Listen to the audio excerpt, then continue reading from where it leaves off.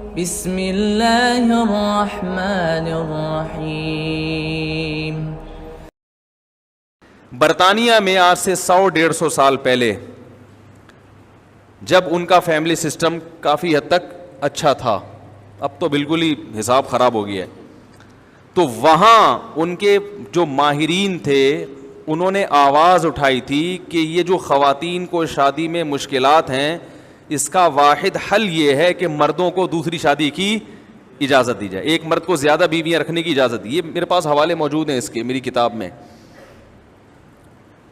لیکن اس قانون کو وہاں کی جو رائل فیملیز ہیں انہوں نے پاس ہونے نہیں دیا، کیونکہ ان کی بیویاں بھی رائل فیملیز سے تھیں اور وہ اپنی بیویوں سے ڈرتے تھے۔ بھائی کسی نے شادی کی ہوئی ہے کسی وزیر کی بیٹی سے، کسی کی بیوی ہے پرانے والے بادشاہ کی بیٹی، اتنے اونچے اونچے خاندان کی عورتوں سے جب انہوں نے شادیاں کی ہیں تو ظاہر ہے وہ ان کے لیے ممکن نہیں تھا کہ وہ اس قانون کو کیا کریں، پاس کریں، کیونکہ قانون پاس ہوگا تو اس کے اثرات اوپر بھی جائیں گے، ان عورتوں پر بھی سوگن آنے کا خطرہ ہوگا۔ تو وہیں کے گوروں نے یہ بات لکھی ہے، برطانیہ ہی کے لوگوں نے جو اس وقت کے ماہرین تھے، کہ چند مخصوص خاندانوں کی رعایت کے لیے قوم کی باقی تمام عورتوں کا بیڑا غرق کیا جا رہا ہے۔ سمجھ آ رہی ہے بات؟ اور پھر ان کے یہ الفاظ ہیں کہ یورپ عنقریب اسلام کی طرف آئے گا شادیوں کے معاملے میں، چاہے خوش ہو کے آئے یا مجبور ہو کے آئے۔ یہ تمام حوالے میری کتاب میں موجود ہیں جو میں نے اس میں حوالوں کے ساتھ یہ باتیں نقل کی۔ اور اس پیش گوئی کو 100 سال گزر چکے ہیں اور یورپ آ گیا ہے، مگر غلط طریقے سے۔ وہ کیسے آیا غلط طریقے سے؟ کیونکہ وہ معاشرہ اتنا تباہ ہو گیا کہ اب وہ 4 شادیوں کی تو اجازت نہیں دی، لیکن انہوں نے مرد کو بے تحاشا گرل فرینڈ رکھنے کی اجازت، بولو بھائی، دے دی۔ وہ اجازت دے دی انہوں نے۔ تو وہ کہتے ہیں نا کہ بارش سے بھاگا اور پرنالے کے نیچے آ کے کھڑا ہو گیا۔ ایک آدمی بارش سے بھاگا کہ بھیگ نہ جاؤں، اور پناہ کے لیے کھڑا کہاں کے ہوا؟ پرنالے کے نیچے۔ تو خواتین کو حقوق دینے کے لیے کہ جن عورتوں کا نکاح ہو چکا ہے ان کو سوکن کی تکلیف سے بچانے کے لیے انہوں نے قانون بنایا کہ مرد ایک سے زیادہ شادی نہیں کر سکتا، اور قانون ایسا بنایا کہ بیڑا ہی غرق کر دیا، کیونکہ بیوی ایک ہے اور اس کے اوپر اللیگل سوکنے۔ اسلام تو صرف 3 لانے کی اجازت دیتا ہے، اس کی بھی بہت سخت شرائط اسلام میں، انہوں نے اللیگل اجازت دے دی جن کی کوئی شرائط، بولو بھائی، نہیں ہے، کھولے عام ملاؤ۔ تو یہ کون سے عورتوں کے حقوق ہیں میرے بھائی ہیں؟ یہ کیا اس بیوی پہ طرز کھا رہے ہو آپ کے جس پہ سوگن نہ آئے؟ یہ سوگن کیا، وہ تو سوگنوں سے زیادہ اس کے لیے خطرناک معاملہ ہو گیا۔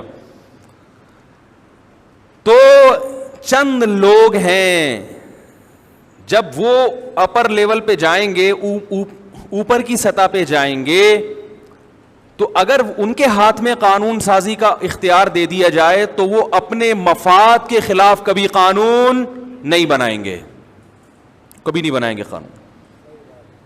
اس لیے اسلام اس کو مانتا ہی نہیں۔ اسلام کہتا ہے قانون سازی کا حق کس کو ہے؟ اللہ کو ہے۔ ہاں جہاں قرآن و سنت خاموش ہیں وہاں پھر آپ انتظام کے لیے قانون سازی کر سکتے ہیں۔ جہاں قرآن و سنت نے خاموشی اختیار کی ہے کہ زمانے کے لحاظ سے آپ اپنے قوم کے لحاظ سے، زمانے کے لحاظ سے، وہاں پھر عوام کو اختیار ہے، اسمبلی میں حکمرانوں کو اختیار ہے کہ وہ کوئی قانون بنا سکتے ہیں۔ یہ بڑی چیزیں اللہ نے اپنے ہاتھ میں لے لیں کہ بھئی ایسا نہ ہو کہ اگر اس کا بھی پبلک کو اختیار دے دیا جائے۔ اب یہ جو شراب کی اجازت ہے، ظاہر ہے جب شرابی لوگ اسمبلی میں پہنچیں گے وہ پاگل ہیں کہ شراب کے خلاف بل پاس ہونے دیں گے؟ وہ خود شراب پی کے کمبخت بیٹھا ہوا ہے وہاں پہ۔ ابھی کچھ دن پہلے ایسا ہی ہوا نا، کچھ چند مہینوں پہلے، کہ وہ اسمبلی میں شراب کا بل پیش کیا گیا، وہ پی گئے۔ وہ اس لیے پی گئے کہ وہ پی کے بیٹھے ہوئے تھے بھائی پہلے سے۔ بہت سے اس میں کیا ہو گیا بھائی جان، بول لو نا، بہت سے اس میں کیا کر کے بیٹھے ہوئے تھے؟ وہ پی کے بیٹھے ہوئے تھے، وہ شراب کا بل ہیں وہ پاس کریں گے۔ وہ چور کے ہاتھ کاٹنے کا بل پاس کریں گے؟ بھائی سینس تو استعمال کرو. یعنی آپ یہ توقع رکھ رہے ہیں کہ جو حضرات اسمبلی میں بیٹھے ہوئے ہیں وہ یہ قانون پاس کریں کہ چور کا ہاتھ کاٹا جائے. یہ تو لطیفہ اس سے بڑا دنیا میں نے آج تک نہیں سنا. یعنی وہ یہ قانون پاس کریں کہ ہمیں لنجا اور ٹنڈا کر دیا جائے, 2 4 5 6 بچ جائیں گے, باقی سارے لنجے اور ٹنڈے گھوم رہے ہوں گے. اس لیے اسلام نے حاکم کو یہ کہا کہ یہ زمین پر اللہ کا خلیفہ نائب ہے. جو چیز اللہ اس کے رسول نے بیان کر دی وہ آپشنل نہیں ہے, وہ اس کو نافذ کرنی پڑے گی, چاہے وہ اس کے مفاد کے خلاف ہو یا اس کے حق میں ہو.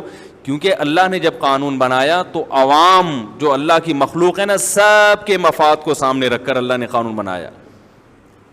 اس لیے اسلامی حکومت میں اگر قانون سازی ہوتی ہے تو جو چیزیں اجماع امت سے ثابت ہیں, قرآن و حدیث میں بالکل دو ٹوک ہیں, ان کے بارے میں اسمبلی یہ بحث نہیں کر سکتی کہ اکثریت کیا کہتی ہے. وہ تو نافذ کرنا ہی کرنا ہے, وہ تو ہے, چاہے وہ آپ کے خلاف ہو. جب پاکستان ایک اسلامی ریاست ہے تو شراب کا بل پاس ہوگا, شراب کی اجازت نہیں ہوگی, چور کا ہاتھ بولو بھائی کٹے گا, زانی کو کوڑے لگیں گے, شادی شدہ مرد اگر زنا کرے یا شادی شدہ عورت زنا کرے اس کو سر عام سنسار کیا جائے گا, سودی نظام کو ختم کرنے کی کوشش بولو بھائی کی جائے گی, 4 شادیوں کی اجازت مرد کو دی جائے گی, اور وہ یونین کونسل سے یا پہلی بیوی سے اجازت لینے کا پابند نہیں ہوگا, تاکہ ملک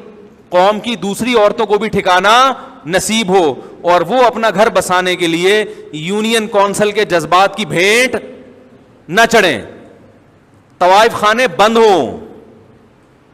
نہیں یاری بات, کو ایجوکیشن سسٹم الاؤ نہیں ہوگا, عورت چڈیاں پہن کے بیہودہ لباس پہن کے میراتھن ریس میں شرکت نہیں کریں گی.